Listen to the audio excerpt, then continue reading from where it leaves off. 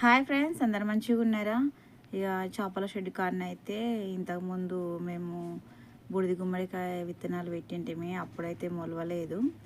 మరి అప్పుడు ఇట్లా పడ్డ విత్తనం మొలిచిందో ఏమో కానీ ఇప్పుడైతే చెట్టు అయితే మంచిగా పెరిగింది. ఇప్పుడు ఇక్కడనైతే ఇంతకుముందు వేరే మన తినే గుమ్మడికాయ ఉంటుంది కదా, అదైతే పెట్టింటిమి పోయినసారి. మన ఛానల్లోనైతే ఉన్నాయి దాని వీడియోలు అయితే.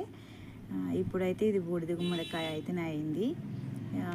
ఇంతకుముందు మనం ఒడ్ల దగ్గరనైతే పొలం పక్క పొంట అయితే నేను పంకిని అయితే పెట్టిన. ఇప్పుడైతే ఇది బూడిద గుమ్మడికాయనైతే మొలిచింది. కాయనైతే ఒక పిందెనైతే పట్టింది, మళ్ళీ ఒక పిందెనైతే పండు మారింది. ఎండలు అయితే ఫుల్ కొడుతున్నాయి. ఈ 2-3 రోజుల నుంచి అయితే వాతావరణం మొత్తం చేంజ్ అయింది. వర్షాలు పడుతున్నాయి, కొన్ని రాళ్ళు కూడా అక్కడక్కడైతే పడుతున్నాయి. మా ఊళ్ళోనైతే మొన్న వర్షం పడుడికి మా అక్కనైతే కొంచెం సేఫ్ అయింది. ప్రస్తుతానికైతే గాలి అయితే పెడుతుంది, వర్షం వచ్చేటట్టు అయితే ఉంది.